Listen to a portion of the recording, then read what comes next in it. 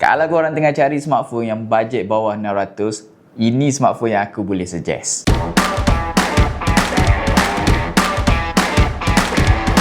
Nak beli phone, tablet, aksesori Android atau iPhone? Tak payah keluar rumah. Beli terus di FM Mall, mudah, cepat dan terus sampai depan pintu. Hai guys, balik kembali lagi. Ramai yang PM tanya aku, ada tak smartphone yang bawah RM600 yang bagus daripada semua spek? Yelah, sebab sekarang ni memang dah ramai dan mula cari smartphone yang kedua untuk bagi dekat anak ataupun untuk guna untuk diri sendiri untuk bekerja daripada rumah. Dan aku boleh suggest beberapa smartphone untuk korang yang ada dekat Factory Mobile yang korang boleh dapatkan dengan bajet bawah RM600. Jadi smartphone apa tu? Jom aku share. Okey, kita start dengan nombor 3 dulu. Untuk nombor 3 ni, kita ada Vivo Y11T.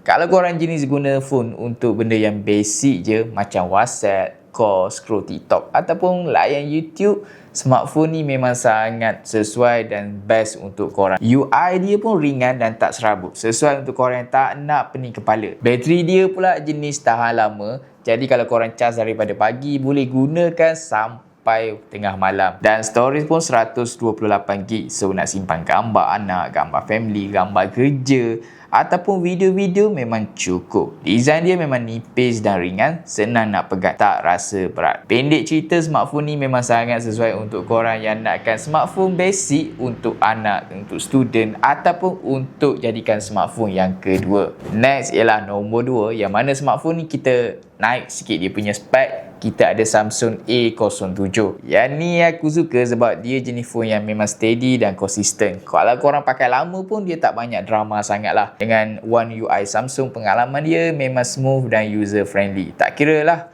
muda ke tua, semua boleh gunakan. Dan RAM dia sampai 8GB dengan storage 256GB. Multitasking pun lancar. Kamera dia 50MP dan boleh kata dia punya hasil memang ngam dengan harga yang ditawarkan oleh Samsung ni. Mesti orang akan tanya, macam mana dengan performance dia pula? Untuk prestasi, aku kata memang sekadar lebih daripada cukup untuk penggunaan basic ataupun untuk penggunaan harian lah.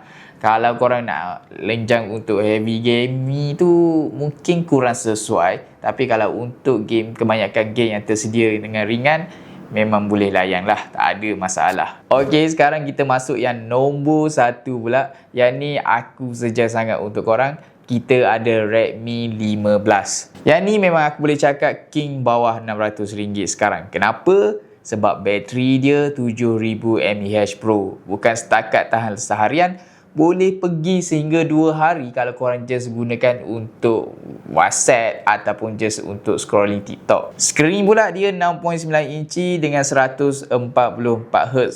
Mana korang nak dapat dengan smartphone bawah 600 dapat 144Hz.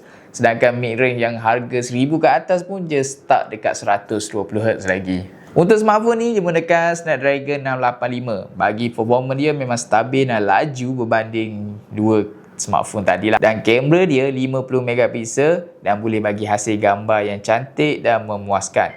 Dan yang paling best, dia ada fast charging 33W plus reverse charging. Maksudnya smartphone ni boleh gunakan sebagai power bank untuk korang charge device lain. Jadi guys, antara ketiga-tiga smartphone ni yang mana korang rasa sesuai untuk korang, boleh komen. Dan untuk korang dapatkan ketiga-tiga yang aku sarankan ni, semua ni ready stock dekat Factory Mobile dengan harga bawah RM600. Jadi kalau berminat, boleh beli. Aku dah sediakan link dekat bawah. Kita jumpa next video untuk listing seterusnya. Jadi jangan lupa like, komen dan share, subscribe channel Factory Mobile. Factory Mobile, your gadget solution.